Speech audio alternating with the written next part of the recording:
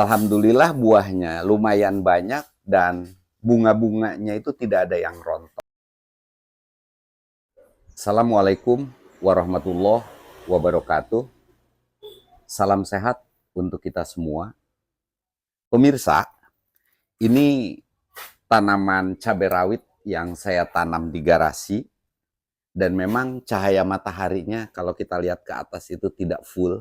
Jadi untuk supaya cahaya matahari masuk itu saya gunakan yang transparan bagian atasnya. Jadi sekitar 1 meter lebih saya ganti dengan warna putih yang transparan. Maksudnya supaya bisa dimanfaatkan untuk menanam di garasi ini. Sebelumnya pernah saya uji coba yang tanaman pakcoy, dan sekarang alhamdulillah uji coba cabai rawit dengan cahaya matahari yang tidak terlalu full. Ini hanya sekitar 4 jam di siang hari matahari baru menyinari area ini. Walaupun tanaman tidak terlalu subur, tidak besar ukurannya, tapi boleh dibilang ya untuk tanaman di rumah buahnya cukup banyak walaupun tidak termasuk kategori lebat. Nah, mungkin yang akan saya bahas sekarang di kesempatan sekarang adalah sebenarnya sudah berulang kali selalu disampaikan. Pertama, media tanam yang saya gunakan adalah campuran sekam, sekam bakar, pupuk kandang, dan tanah.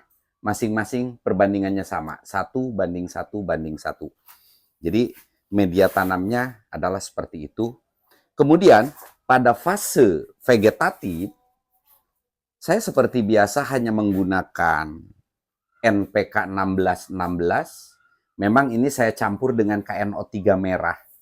Dengan perbandingan yang sama, 1 sendok untuk 5 liter air.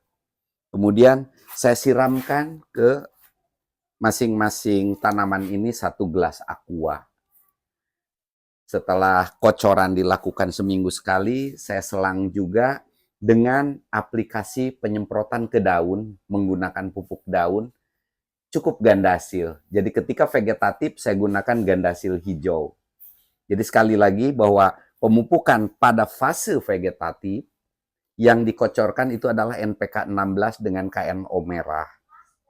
Sedangkan untuk pupuk daunnya saya semprotkan ke daun itu menggunakan gandasil hijau untuk pertumbuhan.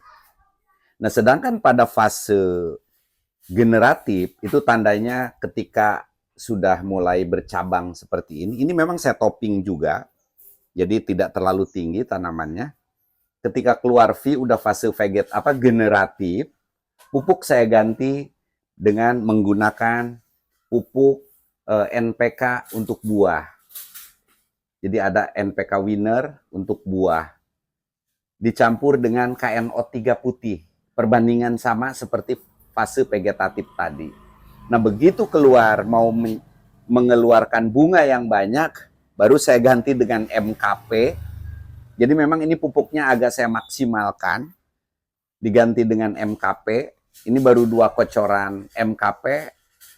Alhamdulillah buahnya lumayan banyak dan bunga-bunganya itu tidak ada yang rontok. Nah, itu dari cara pemupukan. Adapun tentang pengendalian hama dan penyakit, karena ini di lingkungan rumah yang tidak terlalu banyak hama penyakit yang mengganggu, hanya menggunakan regen dengan antrakol. Ini baru 3 kali penyemprotan kalau tidak salah, ya 3 kali penyemprotan regen dengan antrakol. Jadi regen untuk antisipasi hama yang ada supaya tidak keriting. Alhamdulillah ini tanaman aman. Dan antrakol untuk mengendalikan busuk. Jadi perawatan seperti itu cukup untuk kita lakukan di rumah, dan insya Allah nanti setelah ini akan saya coba full dengan pupuk racikan yang dari limbah dapur. Mudah-mudahan kalau di rumah bisa terkendali semuanya. Jadi nanti akan saya ganti setelah fase yang sekarang. Nah, adapun untuk lain-lainnya sama seperti biasa, seperti yang sering saya jelaskan dari video demi video. Oh iya, ini benihnya, ini benih dari dapur. Jadi bukan F1 yang biasa di kemasan, tapi benih yang dari dapur saya coba ambil bijinya, kemudian saya semai, makanya agak berbeda-beda pertumbuhan, dengan warna buah juga agak beda. Ada yang agak kehijauan, ada yang putih, ada yang agak kuning. Jadi itulah bedanya kalau benih yang tidak F1, pasti ada perbedaan-perbedaan dari hasil buahnya. Kemudian pada tanaman yang sekarang, bahwa bisa kita katakan untuk tanaman cabai rawit yang cocok untuk kita tanam di rumah adalah tipe buah tegak seperti ini. Kemudian tipe buah tegak ini kelebihannya selain lebih tahan hama dan penyakit, juga pohon tidak terlalu besar tumbuhnya, tapi kecil. Ini tipe tegak begini, dan tipe daun kecil. Cabai rawit itu ada yang daun kecil dan ada yang daun besar. Nah, ini adalah tipe daun kecil. Jadi untuk tipe daun kecil dan buah tegak itu jauh lebih tahan dibandingkan dengan jenis-jenis yang lainnya. Jadi ketika kita ditanam di pot, itu tidak terlalu rewel, tidak terlalu ringkih, daya tahannya bagus. Dan ini bisa kita lihat bahwa polybag yang saya gunakan tuh sangat kecil. Ini hanya polybag ukuran 20. Maksudnya apa? Supaya tanaman tidak terlalu besar tumbuhnya, tidak terlalu tinggi. Jadi yang penting walaupun tempatnya kecil, tanaman bisa maksimal tumbuh dengan baik dan berbuah banyak seperti ini. Jadi ya kita bertanam cabai rawit sebanyak ini di rumah cukup lumayan dan cukup banyak. Biasanya kalau udah seperti ini saya bawa juga ke toko akhirnya. Kebetulan saya sambil berjualan.